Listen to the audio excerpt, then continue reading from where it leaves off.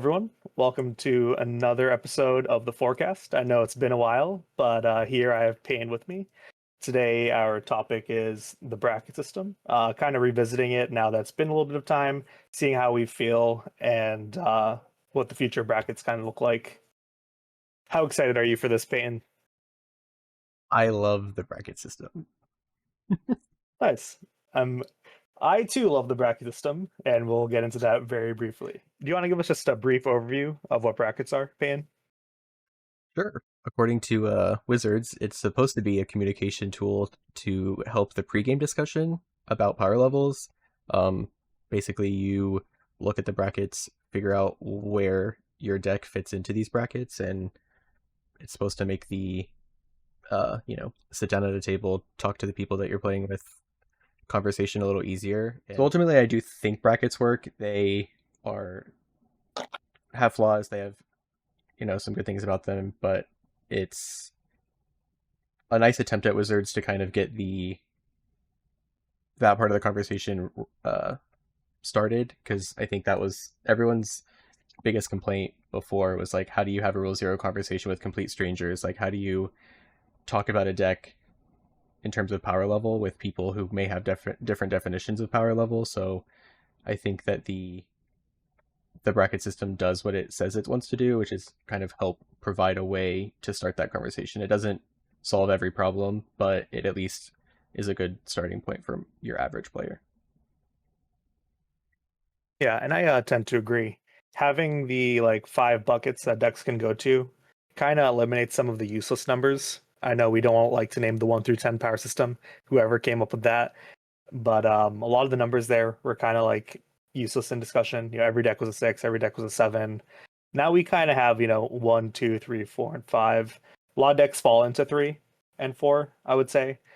I'm yet to see a power level 1 deck. Despite going to all these conventions, haven't seen anyone holding the placard like, "Hey, you're looking for power level 1." I did see them in But I'm Atlanta, sure. actually.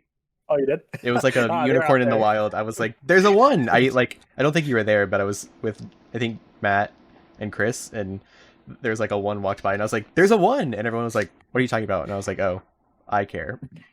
Yeah. I think it's neat." I was like, I kind of want to go and just see what that mod looks like, what decks they're playing, and kind of not be critical, but just kind of like actually pay attention and see like what about those decks makes those players think that they're bracket one, and maybe like me observing would be like, maybe these are actually bracket two decks, and y'all are just being a little too harsh, or maybe scared.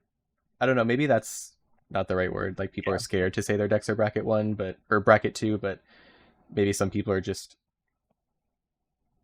not, like I said, not scared, but kind of hesitant to be like, oh, this is a two, because they don't want to get into a game that they can't handle. Yeah. You can definitely like curate your game using the bracket system, which is kind of like one of the main strengths of it. Because if you have the bracket 1 mindset versus 2 versus 3, I'm sure you can find more enjoyable games. If I had to assume, I'm just speaking off the cuff, I'm assuming bracket 1 games are like chill. Oh yeah. Everyone is kind of just like, playing with what they have, and that's kind of like kitchen table magic. And Mm-hmm. that's kind of like lost. You won't find a kitchen table at a magic convention. But Right. yeah, so I'm just gonna go through the brackets a little bit, just give like a slightly brief overview. We have bracket 1, exhibition, also known as unicorn, ultra casual commander decks. We won't go too in depth with them. As I said, it's not in my wheelhouse. Bracket 2 is summarized as pre-con level decks. Bracket 3 upgraded, so it's seen as stronger than the average pre-con deck. And you have the biggest difference is having the game changers, which I'm sure we'll go into later. 4 is your super optimized, put as many game changers you want, kind of no rules barred outside of CDH, which is bracket 5. Should CDH take its own slot? That's a argument for another day. I actually went through most of my decks that appeared on the channel, and I'm sitting at bracket 3 for the most part. Where do you think your decks fall on the spectrum, Payne? Off the top of my head, I think bracket three is probably where most of mine land. I'd definitely throw one or two game changers in and just call it a day. But I also think a lot of my decks that appear to be bracket three, or like inherently play like a bracket three deck, are surprisingly bracket two. So like Eshki is like really notable in that on paper it is a bracket two deck, but I think everyone knows and agrees that it is not a bracket two deck at all. It can definitely punch well above a precon level. So um, I think that's kind of like my niche sometimes. Chinook is the same way. I know I had a really great game with Chinook, but um, I think even without the great start I had, that deck probably easily holds its own in bracket 3 pods. So um, some cards are just strong. So synergies are strong. I think that's like a key part of the bracket system that it's hard to measure is synergy, and landfall is just one of those strategies that you just put a bunch of cards in your deck that say landfall and you'll probably do really, really well. Same thing with like a lot of the typal decks, they just naturally synergize so well that it doesn't take a great amount of game changers or super clever deck building to make those decks really, really look good. So Yeah, no, I tend to agree. Some strategies kind of lend themselves to being, as you say, punching above their weight or just consistent. I wonder how consistency falls in the brag system. It's not necessarily super, I think, clear. I know you have like your game plan and whatnot, but some strategy sets have so much support that they're no longer like fringe. I used to play like a Merfolk deck that I would consider bracket two, but now there's so much support for it that it probably automatically gets bumped to a three without even kind of trying. mhm. So I guess if I had to speak towards some like positives on the brag system, I do appreciate that's kind of like a one-stop shop and it's like easier conversations to be had with strangers. You can just say, "Hey, I'm not playing any game changers. Hey, I'm playing this amount. Mhm. This is what my deck's trying to do." You're not giving them like, "Oh, I'm playing six. I'm playing a five. What does that mean?" Right? Everyone has a Right. different perspective of that. I know there's like some variance between like two, three, and four, but I feel like it's not as like extreme. Mhm. Have you noticed your conversations changing with the new brag system? Candidly, I think in the few conversations I've had at an LGS, I think it helps to just be able to lay out at least at a minimum the game changers. That's a pretty good indicator of like a deck's power level.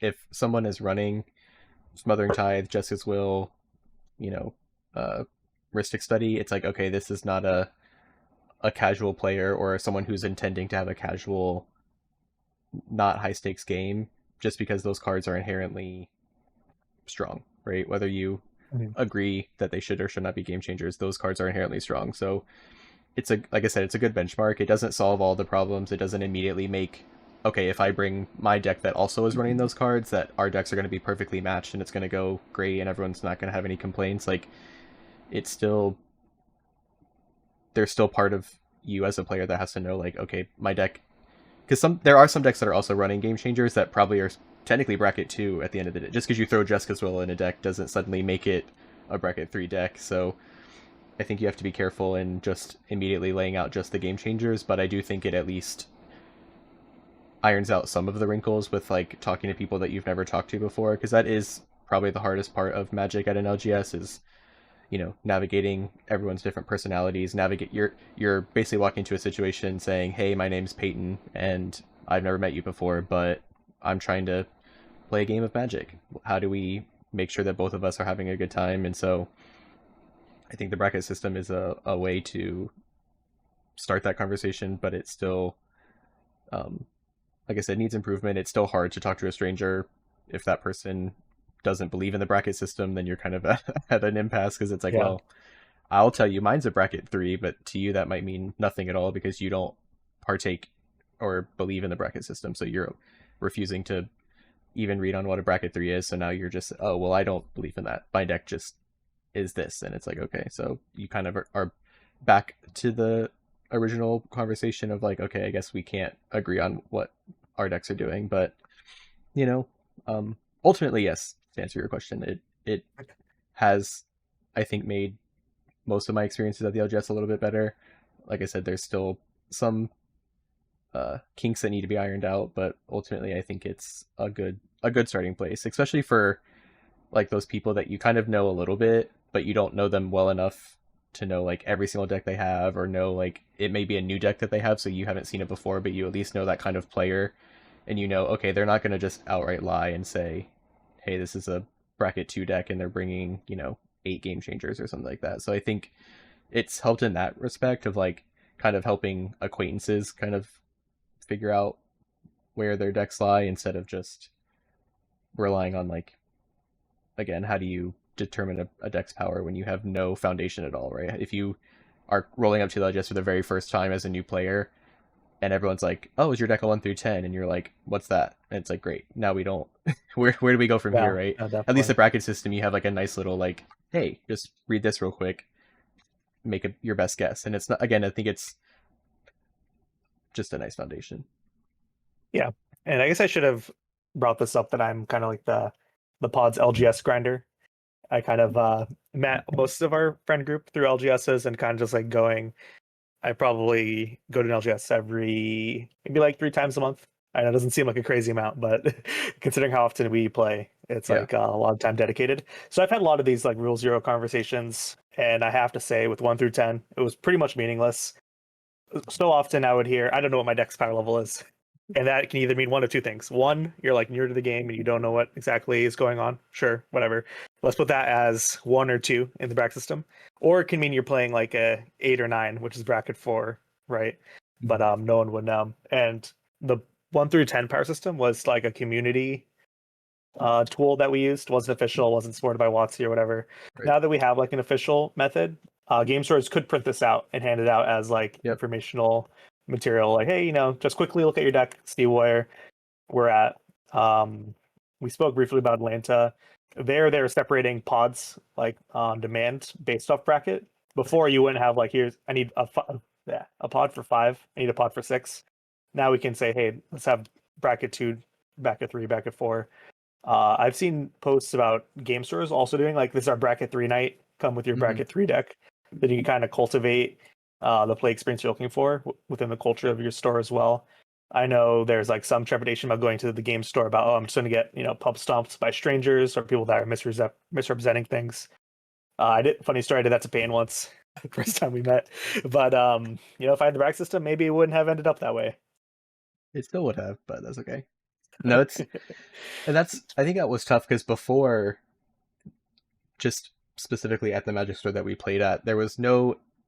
All it was casual commander night. But again, everyone's definition of casual is so different, and so like, what does that mean, right? And if people are bringing, like, for example, I saw Yuriko decks at casual commander night, and it's like, okay, Yuriko now is a game changer, so automatically bracket 2 or bracket 3, which I still think falls into the casual setting. So it's like, okay, maybe it's one of those. It's not that Yuriko decks, but when I see turn one, what's the alpha land into a Sir Ginger with what and it's like, oh, this is not a bracket 3 deck at hindsight, right? This was somebody's bracket 4 deck that they brought to casual commander, and if you talk to them, they still think that bracket 4 is casual commander because it's everything but CDH is casual, right? And so, is that wrong? Are they wrong for thinking that way? I really don't think so. I think that just labeling one night as casual commander night, which is, hey, anything except CDH goes. It's like you have people bringing their janky random bulk into decks that are super optimized and like running as many game changers as they want. And so it's nice, I think, if LGSs are doing like a, hey, casual commander night brackets 1 through 3 or 2 through 3 if you want to get rid of the jank. But uh Yeah, jank erasure. so I think that's a great way to like at least hone it in, and then that way when somebody does pull up with the Yuriko deck with their alpha duels and 20 game changers, you can be like, this doesn't belong here. And as a store owner, you can probably say like, hey, this is very obviously against what we set out for tonight, instead of before you kind of had a hard time saying like, oh, this doesn't belong here. And it's like, oh, well, how do I know? It just says casual commander. That's not really descriptive to most people. Yeah, now that we've kind of gone through the positives of what the brackets can bring, I guess that kind of naturally transitions us into the negatives. The bracket system doesn't solve the mismatch in power, unfortunately. There's a in joke in our group about Omnath being legally bracket 2, but it plays the furthest away from bracket 2, I would say. Not even punching up, it's just the amount of game actions, how consistent it is. I would say maybe 3, maybe 4. Yeah. Definitely 3, maybe Yeah. 4, I guess is a better way of saying it. I know Gavin went into some detail about how the intent of your deck changes what your power level, but that's also hard to quantify, Mhm. right? And I think that's one of the shortcomings of the bracket system, where it's I show you my list, I can say it's two, you play against it, and you're like, wow, Nasim's a liar, or Nasim's like a horrible person, Yeah. right? Certain commanders lend themselves to that as well, like Yuriko. I'm sure Yuriko bracket 2 versus a bracket 4 have the same start, Yeah. untap land into Sir Ginger, right? And funny enough, Yuriko is considered a game changer, so she can't be bracket 2, allegedly, if that means anything to you. How do you feel about quantifying intent? Do you think that's like a very difficult fool's errand in the game store setting? It's not a fool's errand. I just think that people have to realize that no rating system, whether it's the 1 through 10, whether it's brackets, whether it's some new iteration in the future, that it will never solve the issue of players misrepresenting their decks, right? So you have it, like you said, it's both one, the intent of the deck, and two, just you being honest about it. Some people are just intentionally misleading about the decks, right? So they know that on paper their deck is a bracket 3, and they're just going to tell everyone it's a bracket 2 and hope that none of the game changers get played or something. I don't know how that works, but you have people that are definitely going to do that, and you have people that again don't understand, like, oh, I built this deck, I went on Moxfield, it said bracket 2, so it has to be a bracket 2, and it's like, well, it's definitely not, because you did this, and this, or you have this, and this, and there's a ton of synergy, and it does really well, and you're doing the thing. And so again, I think as long as people understand that it doesn't, no system will ever fix that. So it is a con because it is just a part of the Rule Zero conversation, is knowing like some people are just a little bit they're a little bit misleading, and they will lie. And as long as you understand that and realize like the bracket system won't fix that, no amount of talking to that person is going to fix that. If they want to lie and cheat their way into a pub stomping situation, then they will. And sometimes you just have to do the classic, okay, that was a fun game, I will see you later. Like, I'm not playing another one, Yeah. because it's Yeah, not you worth can always just walk away. right. Yeah. Pub stompers hate this one simple trick. They got what they wanted, which is the one game. So I think it's maybe Yeah. they're, but you're right. They do it. I have noticed before in the LGS that not here where we are now, but back home, I did notice that the LGS I went to was fairly big, and so there was like a ton of players, but still like a small close knit community.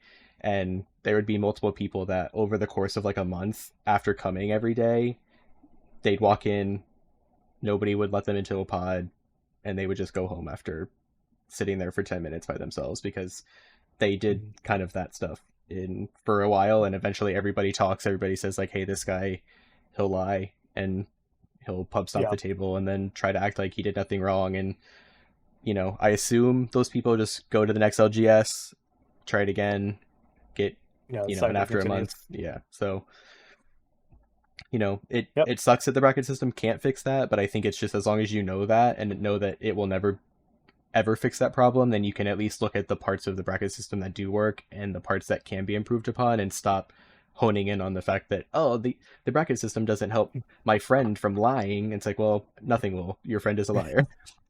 Yeah. Yeah. And there's something to be said that doesn't quantify player skill as Right. well. Like you can, be a bracket 4 pilot. So that'll like automatically bump up whatever deck if you know the lines, the practice and whatnot.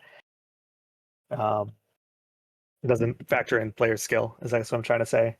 Because I Okay. could be Yeah. playing a bracket 2 deck, and then you'll go, oh wow, he's back on his nonsense again. Mm-hmm. Yeah, No, it's definitely true. and A bracket 3 deck in the hands of like a brand new player is not going to play like a bracket 3 deck, just because new players don't have the knowledge and don't understand all the synergy that can go on in a deck. Same thing if you give a really, really experienced player a bracket 2 deck, they'll probably make it look like a bracket 3 deck just in the way that they play. So, it doesn't factor that in. I guess there's a world where that's, like you said, part of the player intent thing. Like, you just have to know yourself as a player and know, I am a stronger pilot than, maybe, I think some LGSs do like a new, not a new player night, but what do they call it? Like don't they do like some sort of like a, yeah, like we just call it new beginners? player night.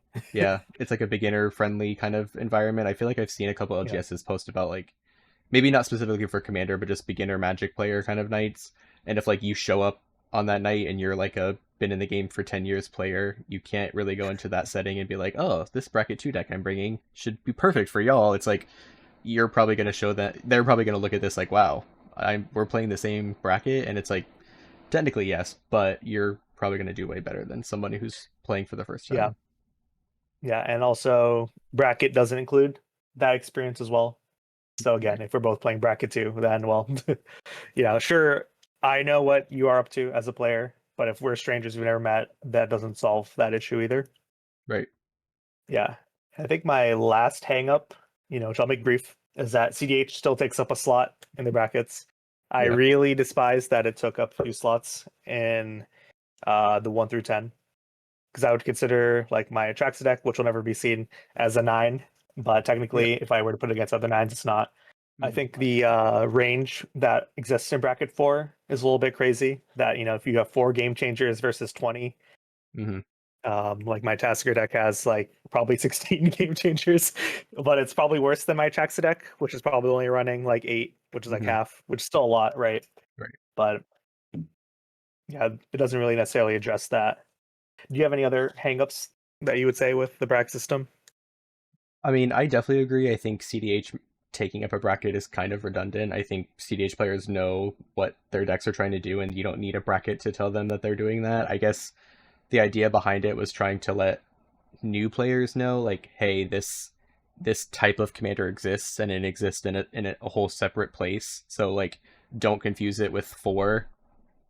But I think that Mm. could have just been a blurb at the bottom, like, hey, CDH is CDH. If you're playing in that setting, you'll know. You don't need. Mhm. I guess it also helps because like at MagicCon Atlanta, you could just say, hey, I'm looking for a bracket 5, and everybody just kind of knew what that meant. So I guess that was maybe their Yeah. mindset behind it. Instead of saying, hey, I'm looking for CDH, it's like, I'm just looking for bracket 5. I guess to keep the language similar across the board, maybe. So I Sure. don't know. My other hang up is I think their biggest mistake, and I think they changed this in the update, but their biggest mistake early on was saying that bracket 2 was precons, because I think that inherently got people in the wrong mindset of thinking that if I just buy any precon out of the box, I'll walk up into a bracket 2 pod and I'll be okay. And that's discluding like player skill, player intent, all that stuff. Like, just on paper, all precons are bracket 2. Like, when we know that there are some precons that can hold their own at higher level tables. I say higher level, probably bracket 3 is the highest you'll go in most precons, but there are some Sure. precons that can just actually do really well right out of the box. All the Eminence commanders, I think, don't really probably sit at bracket 2 out of the box. You've got like Hawkball, who's like great out of the box. You have the Abzan Tarkir deck that has Seaborn Muse, which is a game changer. Like, it is Yeah. automatically bracket 3 out of the box. So I think, like I said, I think they changed that, and I think they admitted that that was a mistake they had. But I think so many people honed in on that so early on because they kind of felt the same way. Like, oh, I've definitely played against precons and gotten, you know, my shit rocked Fine. because I Yeah. underestimated this deck, or we all just assume. And sometimes that's just how precons are. If everyone's cracking open all four precons for the first time, you don't know how strong those cards really are. You know on paper what they say, but sometimes decks just synergize really well and sometimes they don't. So there are probably precons that belong close to bracket 1, if we're being honest. There have been some dud precons in the past, so I'm glad that they've tried to steer away from that. But I think so many people, they're like, oh, like, what are you running? It's like, oh, a precon. Oh, you're in bracket 2, come over here. It's like, no, no, no, no, I need to know what precon it is, because that can kind of dictate whether or not, again, I think a lot of people still think a majority of your precons are close to bracket 2, but I think Wizards has the capability of making strong precons sometimes, and if they edge their way into bracket 3, that's okay. I think some precons can be strong, and so I just hope people don't forget that, like, your bracket 2 is not just precons, right? So it's like, because I think if you take the average deck builder, again, not someone who's deck building on everyday basis, but just your average deck builder, and say, hey, brew a deck with this commander, right? That's probably going to be what your bracket 2 looks like, right?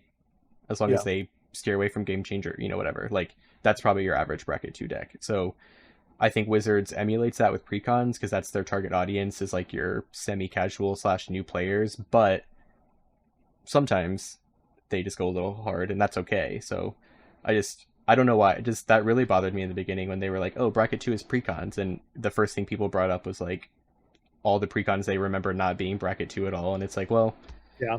now because it just immediately put distrust in the system. You know what I mean? Like people immediately were like, "Oh, then the bracket system doesn't work because I know that my friend's blah blah blah precon is definitely not a bracket 2," and it's like, well, we screwed up. So, like I said, I think Yeah. they've steered away from that language, but I think it got everyone off on the wrong foot. Yeah, and I definitely agree. And then kind of tying back to my last point, CDH like taking up a slot. So it goes, precons versus what? Slightly upgraded precons into Wild West. It's like, Yeah. what's the middle between these, Mm-hmm. right? It's like, can you intentionally make a precon level deck at bracket 2? Maybe. Maybe it's just outside of my wheelbarrow or Yeah. wheelhouse. But it just seemed like we had too many brackets then. If we're just going to only have that amount of variance. Mm-hmm. So I'm kind of excited to see what changes they'll make. We are nearing almost a year since the brackets rolled out, February. So Yeah. 4 months, then we'll kind of see if they want to make any positive changes. Like I said, if you're a casual deck builder and you're, again, like you're saying, like how do you, if you're trying to build a deck and you're trying to match like a precon, it's like can be hard to do. But I also think the biggest factor when evaluating, or the biggest factor when you're looking to use the bracket system, is also realizing that it's best used with people you don't know and or like new / inexperienced players, and it's not for your 4 best friends that you play with every week. Like those, Yeah, the bracket system doesn't help me, you, Tyler, and Dan talk about deck. It can, but we know each other well enough, and we know the kind of deck builders that we all are, and we know that on average, if you give us 4, if you were to like randomly generate 4 commanders and assign each one to each of us and say, okay, build this deck, bring it on Thursday and just play, the assumption is that we're probably bringing bracket 3 at least, right? yeah, Even if on paper it's a bracket 2 deck, we're all good enough pilots / good enough deck builders to probably all contend at a bracket 3 level. So the bracket system doesn't help us. It doesn't really make our conversation easier because we've already had 20,000 Rule Zero conversations between all of us, sure. every time we play games. So I think if you have an established pod, you probably look at the bracket system and say, like, it doesn't work for me because it's my friend, my friends do this, or my friends play this way, or, oh, my friends don't think that Ristic Study is a game changer, so, like, whatever. And I think that when people start looking at the game changer, or looking at the bracket system and saying, like, again, it's a good foundation, it's a good way to start, and then you can adapt it to your friends, right? And you can kind of say that because, as we know, Tyler is not a fan of the bracket system, so we kind of have to like adjust it as needed to make it work for him.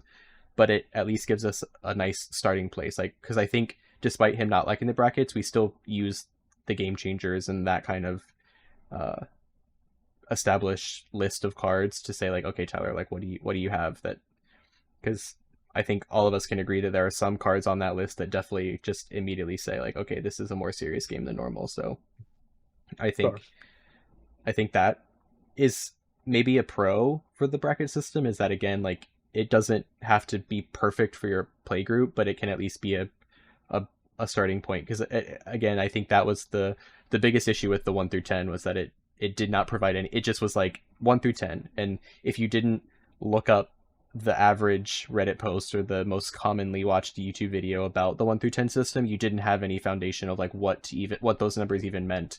And then you watch one video and it says precons all start at 4, and it's like, okay, well then what is 1 through 3? Because if Yeah, precons, which are your quote unquote most average low power deck, then what? And again, let's just say, okay, my jank all chair tribal deck is 3, then what's 2 and 1? What does 2 and 1 look like, right? As a player, that was my whole thing, was like, what does 2 and 1 look like if precons are 4? Your list is starting at 4 essentially, and yeah, then you have 5 through 10, and like you said, then CDH takes up the top 2 slots, so you're just looking at 5 through 8, 8.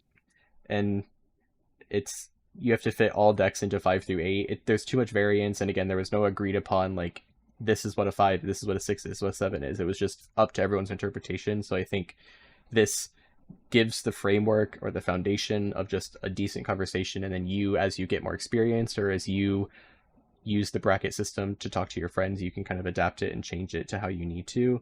And I think that's also how Wizards needs to look at it, which is that they need to continuously update and continuously reevaluate both the bracket system as a whole and specifically game changers all the time, because I think that is what people hone in on the most, is game changers and how those are the kind of the linchpin between, like, because it's like right in the middle, right? 1 and 2 are like basically no game changers.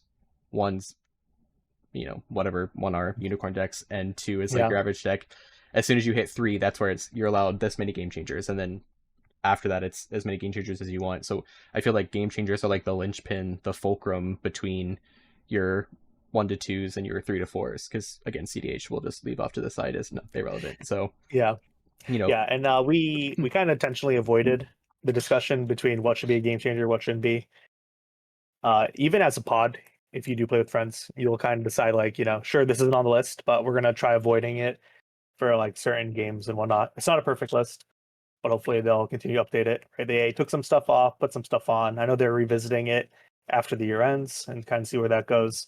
I think we can agree that like the heavy hitters probably deserve to be there, right? Like if I'm playing bracket 2, I probably don't want to see Ristic Study or the One Ring, land destruction. Yeah. No windfalls into Smothering Tithe, things like that. Probably not great for the bracket 2 enjoyers. I honestly think with the inclusion of game changers, it kind of does help cultivate the bracket 2, the bracket 3 play experience.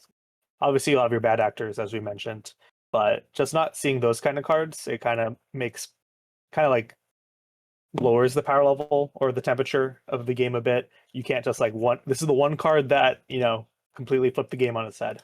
And sure, there are cards that still do that outside of the game changers, but they're probably heavily costed, right? Like Insurrection's not a game changer, but we probably say you've earned it if you've got a game changer, right? In like the 12th Doctor game, I tried resolving it 3 times and it had to be answered. Right. So not saying that, anything wrong with haymakers, but I think there's a time and place for those. And, keeping them off the list is fine. Mm-hmm. And I think sometimes like people also forget that cards are good, like in maybe not in the vacuum that they exist in, but like when you put, let's just use my favorite card of all time, Open the Way, as an example. When you see Open the Way resolve in Magus, you're like, this should be a game changer. This is not allowed. But you play Open the Way in a regular deck, and it's obviously not a game changer. So sometimes the cards can look powerful in a deck that they're designed, like when someone puts a card in a deck, sometimes it's just because this card works really well with what I'm trying to do.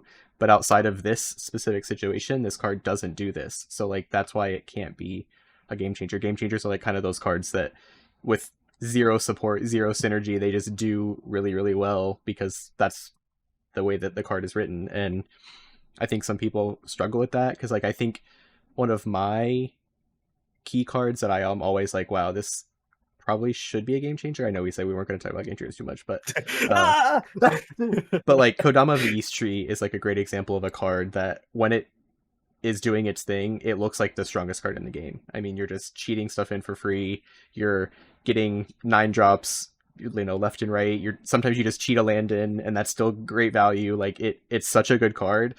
Should it be a game changer? I really don't think so. I think it's a strong card, and again, in the decks that want to use it, but you could easily throw Kodama and the East Tree in a deck, and it would be like, this card is doing nothing. Why did I put it in here? Yeah. So I think it's a great example of like some cards just are strong in the decks that they're put in for a reason, and sometimes it's hard to separate those feelings from like like after the Venom game, I was like, I think I want to ban Kodama of the East. But I did not say that because that's not fair. Yeah. But that was my my feeling. That's funny. Yeah, I slight side tangent. The game changer list is cards I like. By the way, they said let me look at every deck Nasim plays and just put everything on there. Peyton and I went back and forth on if Consecrated Sphinx should be a game changer. I said yes. Payne said no, and bam, who was right? Me, the Sea Sphinx enjoyer, and now I can't play it anymore. because Right. I only have three game changers, and I don't know if it's worth that one spot. That's actually great that you bring up like in bracket 3 you're being forced to pick like your 3 best game changers is kind of a limiting factor for a lot of people. Like I said, you for example, that loves Yeah. to your average deck with no limitations would include 6. So it is interesting like which game changers make the cut and which don't, and obviously there's probably a hierarchy of game even amongst the game changers, like which ones are actually like that strong versus like which ones are just like they're strong but they're not. It's like I say it all the time, I do not know why gamble or I do not know why Gamble is on the game changer list. I know they wanted to just throw all the 1 mana tutors on there so like each color would have their representation, but I do not agree that Gamble and Jessica's Will are on the same level of power. There is no way in the history of the world you were ever convinced me otherwise, but that's what Wizards decided. It is what it is. Because I think if you look at Captain Howler, it's like a great example. I'm Rud Gamble in that deck only because it discards a card. I actually really don't care about tutoring too much specific things. It's just kind of a gimmicky card that, you know, if I discard the card I tutored for, I still get the discard trigger off Captain Howler, so it's a win. And I built that deck right before they changed where they updated the game changer list and they added Gamble to the list. So suddenly my Captain Howler deck went from a bracket 2 deck to a bracket 3 deck.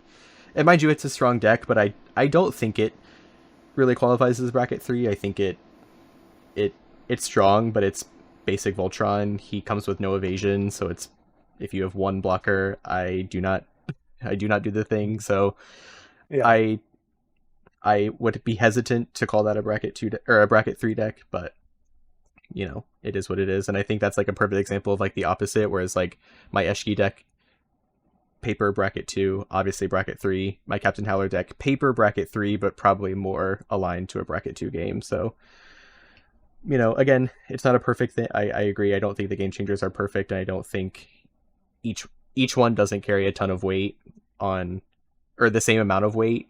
You know, sure. not all game changers are made equal. But I still think Wizards says what they are, and that again, it's a foundation, right? You just have to know, like, you know, there it's the infamous, it's the elephant in the room of all the conversations of is Sol Ring a game changer or not, and I Yeah, think you have a ton of people that will easily say yes, and you have people that will always say no, and I don't think this is not the time or place to argue which one is right or wrong, but sure. it's just one of those cards that it's strong when it is strong, and it's strong even when it's weak. So Yeah, is it a game changer? I don't know, but obviously if they make it a game changer, they're in big trouble because every deck ever has a game or a Soul Ring in it. So everyone's deck actually will be a 3 at that point, and yeah. the bracket system will fall apart completely because 2 and 1 are destroyed forever. Yeah, and I guess another positive is that there's a committee associated with it. They're constantly taking in feedback, and things are subject to change. I'm sure if we come back in a few months, we'll see more game changers added, and then maybe things get off the list, right? Maybe Gamble gets freed. Maybe they'll take off every card I like to play off the game changer list, and Yes, I yes, can be yes. back in bracket 3. Um, so I guess that's probably one of the strengths is that they have a dedicated team to it. Now that it's supported by Wizards, they have more avenues of collecting feedback, like through Companion, through LGS, things like that. Mm-hmm. And we could see meaningful change come through there. No, I do think the one change that I kind of always talked about, and I heard a lot of other people at the LGS saying that they wished, is that they wish there were actually more brackets. I think we kind of touched on this with like removing CDH completely, but I do think like if there was like a 6 bracket and if you shoved CDH into the 6th one, just again for like the clarity of like the language all being the same, I do think there's a world where because there feels like a huge gap between 0 to 3 game changers and then unlimited game changers. Like that, there feels like a space where decks could exist. Like, okay, can I run 6 game changers? Because technically, you know, 3 more game changers for 6 total. Sure, it's a lot better, but does it warrant a 4? Right? Like you said, is Tasigur and Atraxa, are they both bracket 4, or is one? Because again, like you said, if you pit those decks head to head, Atraxa is probably better despite having less game changers. So it's like, Yeah. is I don't know. I think, is there a world where you could have like a 3.5 and a 4, and it's like 3.5 is like you have more than 3 game changers, but your deck still isn't punching. Because again, you can throw probably 8 game changers into a lot of decks, and they still probably don't get up to bracket 4, right? They probably Yeah. only can get to bracket 3. So I think I'm not saying it's something I need to see, but it's one thing I've just heard a lot of other people and myself have also kind of thought about, like, what if there was like a little half bracket or just another bracket in addition to the ones they have, and that way it kind of feels, because it feels like there's something missing. It feels like the jump from 1 to 3 to a million is so vast for a lot of players, because you know Yeah, I think there's an argument to be made that after a certain point, the only game changers you can add are the game ending ones, right? Like if you're mhm, playing mono green, I don't know the list off the top of my head, but I know there's not that many. So if you're playing 10 of them, food chain's probably one of them, right? And if you're playing food chain, that's like its own, I'm gonna end the game just using this one card thing versus crop mhm. rotation, Yep. right? So there's like a variance in quality. But when you start running more, you're probably running like the game finishers, like Thassa's and things like that. Right. That can kind of like soft change it. But I agree, the 8 versus 16 Trax is not running like Thassa's Oracle or anything like that, but it'll still, clean up. Mm-hmm. So I'm very curious to see how granular they can make it, because my major hang up is like intention, right? Like there's a 3.5. If you if you really care for the game and you really want to win, does that add a bracket to your or add a number to it? I don't know. Because It like could. sometimes I have like the bracket 2 mindset when I'm playing with strangers, or if I'm Mhm. the bracket 4, locked in kind of thing. And I do think there is, like I said, it's probably part of intent slash just you as a player knowing, like, sometimes, like, I've definitely pulled Magus out, and like I said, depending on a lot of factors, Magus will look like a 4, and sometimes it'll look like a 2, which is kind of the nature of the deck, right?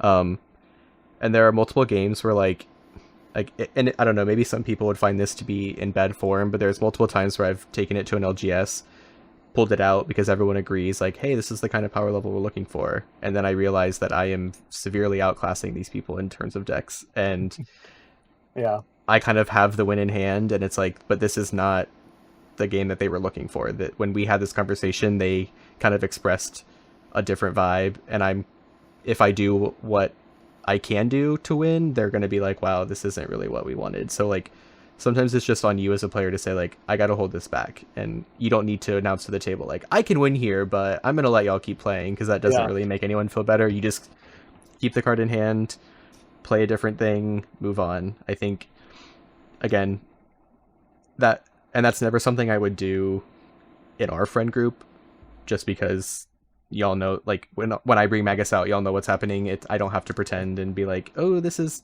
and again, it's not me misrepresenting Magus at the LGS. It's just sometimes the Rule Zero conversation isn't perfect, and it does happen. Like, somebody says, like, this is my bracket 3 deck, I'm ready to bring it out, and then I see 20 cards in, and I'm like, this is not a bracket 3 deck. They don't understand, or they don't really, or maybe they're just a bad pilot, I don't know. But you can get a feel of the land and feel like, okay, this is not, they're not looking, it's turn 10 and I can end the game, but they definitely cannot. So, like, is it fair for me to just combo out and win here, or do I just kind of hold back and say, okay, well, I'll try to win the old-fashioned way through Mossborn Hydra beats or something? I don't know, but Okay. Yeah, so we're kind of going back and forth. I think it'd be good kind of to do like a brief little recap. I actually think brackets were an amazing change. Maybe not necessarily well executed, but as the LGS grinder, I think it's really helped a lot of my conversations. And I didn't have to, break out my deck list like, this is my deck. I built it 10 years ago. This is how I want to win. This is what I like for lunch. And, this is what my deck does, right? You can kind of Mhm. clearly outline it. Everyone, if they are following, is on the same page. They'll be quick to call out, hey, this is not what I'm looking for. I don't want Circus Bowmaster, that kind of thing. And it was like easy to highlight. And then my major hangup is just intent. It's just so hard to quantify as well. But you can't really necessarily solve that like through writing more text. So